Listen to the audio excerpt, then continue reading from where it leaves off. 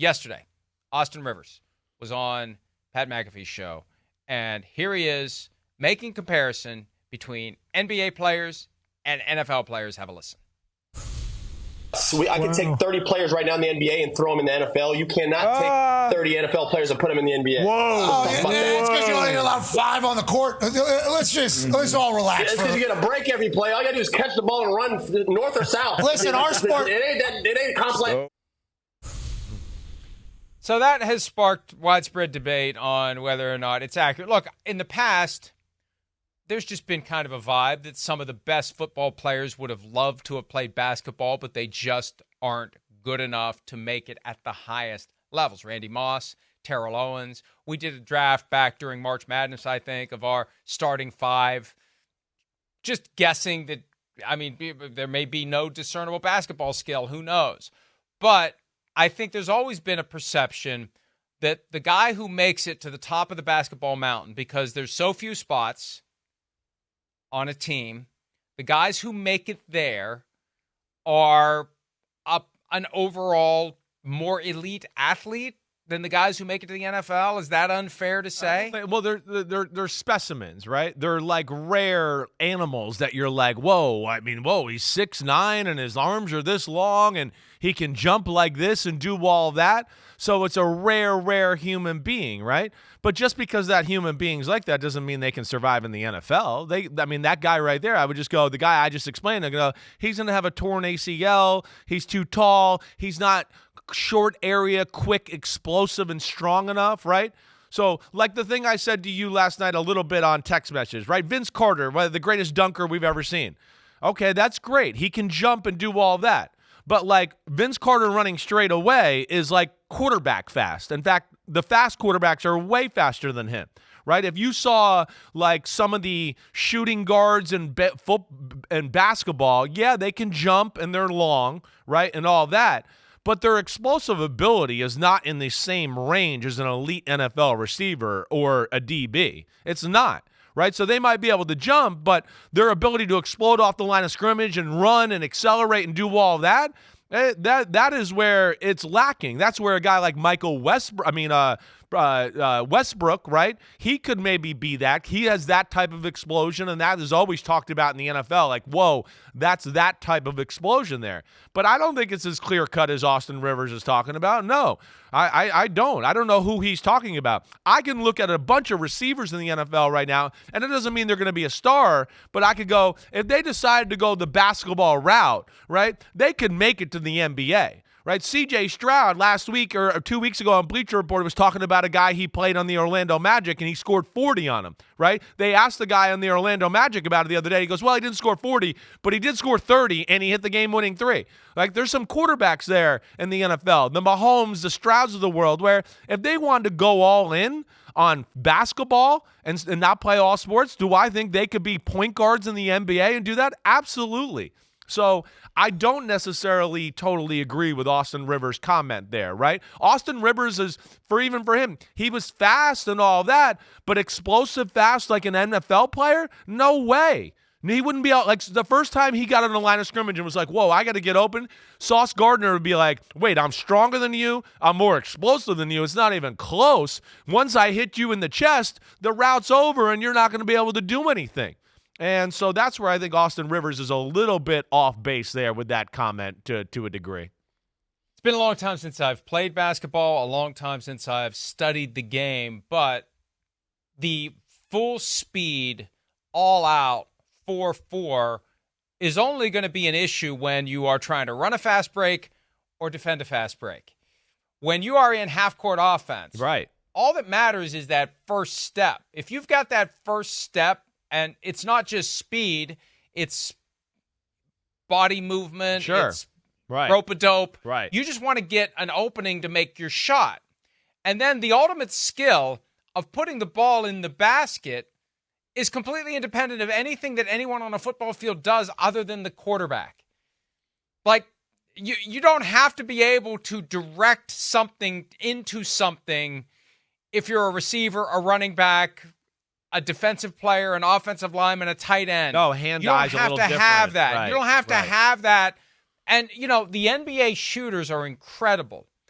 when you consider how automatic it is. It's just a given that ball's going in. Right. And when it misses, like air balls don't happen all that often. I know they do, but they don't happen all that often in NBA games. You got guys who, it's like going, I remember when my dad took me to see the Globetrotters when I was a kid, and I was just amazed how they make everything from everywhere. But you develop that from repetition, skill and repetition, Exactly. and commitment. You develop the ability to do it. Right. And that's really the question. Here's the question. Right. At what point in your life do you choose that path? Exactly right. And if you had chosen the other path, what is your maximum achievement? Right. And I feel bad for the guys who chose the wrong path. Yeah, that happens. Like, I'm going to go basketball and I'm never going to make it, but I would Right. have been a Hall of Fame tight end in the NFL. Yeah. But I never went that path. Right. Like again, like Calvin Johnson, Julio Jones, if they do the path and go, wait, I'm going to just shoot 500 jumpers every day and do that, I don't have any doubt that they can play in the NBA. And you talk about the first step and all of that, it'd be in a different world than anybody in basketball. That's what we're talking about, guys that run 4.3 and 4.4, but it's a bunch of guys that run 4.8 and 4.9 and are striders and more endurance-based, who can long and jump and then jump. So that's where it's a good conversation. And what I would say, too, is like, hey, Tony Gonzalez, Julius Peppers, those guys, they could have played in the NBA as well. That's where you're forgetting about. Now, they might not have been stars, but they could have played in it. They could have been there. And again, that's where it is.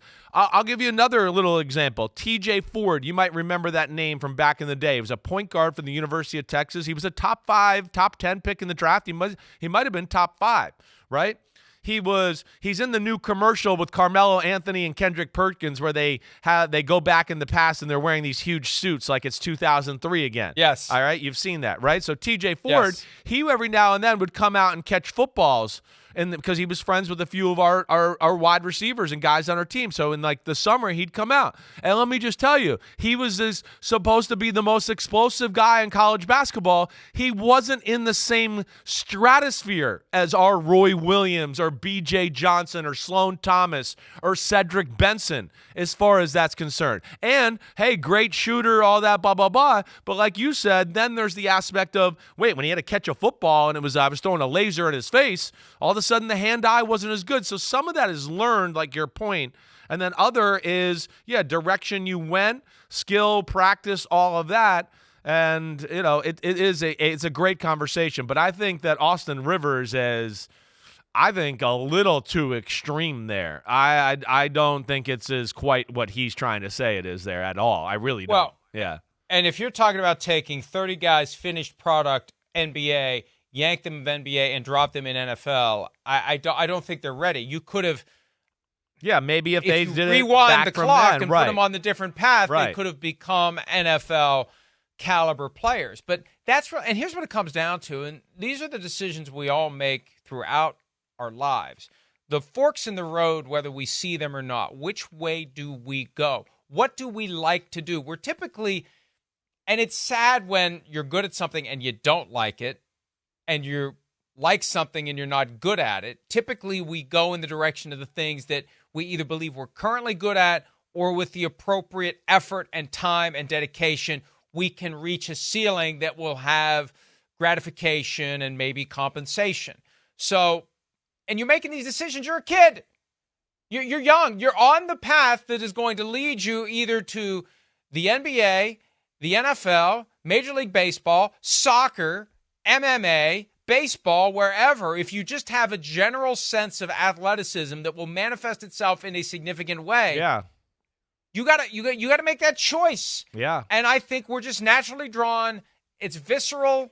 Some would say it's the hand of God directing our lives, but we're pushed in a certain way. And it just happens when we're too young to even realize what's happening. Yeah, exactly right. There's all of that. And, and the basic thing is a lot of basketball players are a little long and gawky and not quite as short area coordinated as everybody thinks. I know some of the stars are. We got that. But again, if we saw some of the other guys that are off the bench or the power forward, you'd be like, well, he's kind of big and gawky. And I'm like, that. None of those guys can play in the NFL. Michael Jordan got beat by Mia Hamm in a race. Nobody in the NFL at a receiver or corner position is losing to Michael Jordan and Mia Hamm in a race. With all due respect to Mia Hamm, one of the greatest female soccer players ever, right? I mean, like that's what I mean. So Jordan, yeah, he could run, and he was long, and he can jump and do all that. But football explosion? Like, no way. That's a different thing. And that's what I think that Austin Rivers is missing there. They're more of a condition-based, long-distance athlete who's based on long and length. And then, of course, because of that, their levers are long and they can jump. And that's their explosive ability, is the jumping. Like Michael Jordan, he couldn't squat more than anybody else. It wasn't because he was so strong that's why he could jump. It's because of the way he's built and the structure of his body was rare, right? You know, he had a lower leg that was like 3 feet long, and he had a torso that was like this and in long arms and all of that. So it was conducive to that. But that doesn't mean it's made for the NFL. And I think that's where Austin Rivers is a little off base. Like, I think there was a Sixers player who's like 6'8" or 9, right, who got in a fight with Jalen Mills outside of a Philadelphia club a few years ago. And Jalen Mills, by anything you read, won the fight and then some. Right? And again, then my point is not that we know football players like physical contact, but there's a little more strength and pure raw explosion strength that I don't think Austin Rivers is quite giving credit for with the NBA player, with the NFL player, that the NBA player just does not have. I have no qualification or experience or education in psychoanalyzing any situation, but I think when we consider this, like you mentioned TJ Ford, probably wasn't his first time on a football field. And probably at some point in his younger life, he was on a football field, and he just got a feeling like we're all competitive, and we all want to thrive to the highest degree possible in whatever environment we're in. We're going to be drawn to the areas where we're more likely to be successful. So you just go out there on the football field, and it doesn't feel comfortable. It doesn't feel right. You know what feels right to me? The basketball in my hand and being on the hardwood, not the fake grass. That's what feels right to me, and that's where I'm going to focus my efforts. Or what feels right to me is holding a baseball bat in my hands and swinging that bat and seeing that fastball in slow motion, and I can actually see the seams, and I can hit the bat with the ball. Yeah. Or the ball with the bat, as the case may be. And that's where you're drawn because you want to do well, and whatever it is, you want to do well. And it becomes a snowball. I'm good at it, so I like it. And I put more time into it, so I'm better at it. And I like it, and I put more time into it.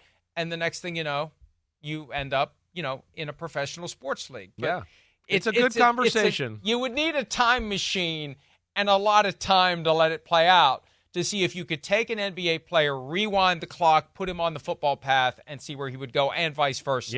Yeah.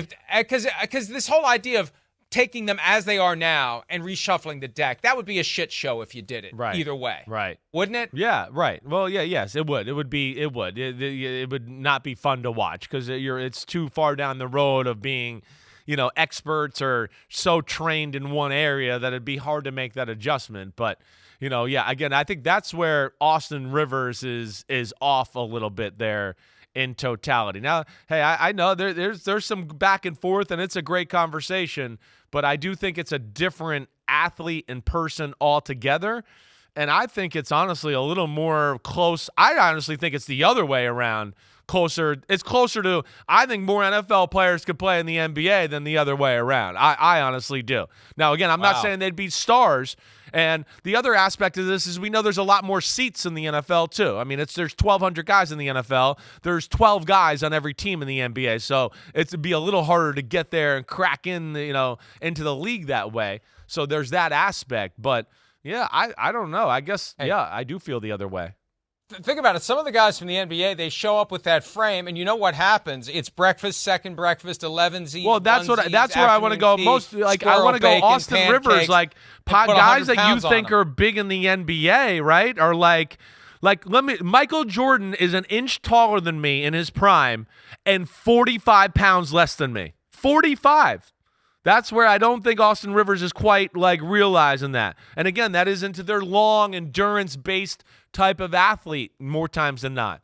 And that's where it's different with, it's Jalen Ramsey. It's Julio Jones in their prime, right? It's Sauce Gardner, right? That athlete there, again, they might be a little shorter can be in a dunk contest in the NBA, right? At 6'3" or 6'2", they can do things that you'd go, oh my gosh, like this vertical is as good as anybody in the NBA. They're just not 6'7" or 6'8" to do, maybe make it look the same. And I think that's it's a good one. It really is a good conversation.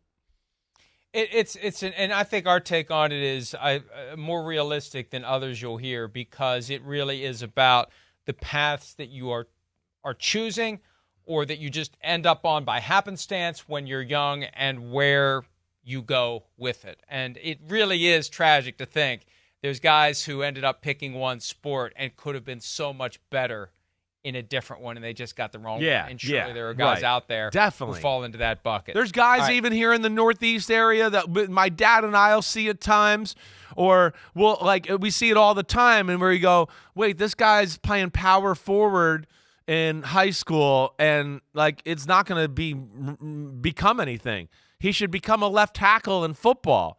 He's kind of that, like the conversation around the NC State kid this year in the Final Four, if you remember, right? He doesn't have this big NBA future. It doesn't sound like, but everybody looks at him and goes, man, he's an athlete, he's big, and he doesn't mind to get physical. He should have played left tackle. He probably could have made $25 million a year doing that. And he might be one of those guys you're kind of talking about where he missed out on what was best for him sport-wise. And it was funny, too, because when those questions started to come up, he didn't want to surrender to the notion that he can play professional basketball, so it was kind of a fallback. And the last time he was asked about it, the way he answered, like it was treated as definitive answer, there's no way, no how he's ever playing football. When you watch what he said, he's been coached to be all in with football, or basketball, excuse me. But yeah, if this basketball thing runs its course and I don't get to where I want to be, why wouldn't I try football? I feel like that's the vibe. So that's what he might be able to do. And at least he'd have the opportunity late in his, relatively speaking, athletic career to make that pivot. And hopefully he can if it comes down to that. All right, let's take a break. Receiver Tyler Boyd has a new home, and it's not an NBA team. That's next here on PFT Talk.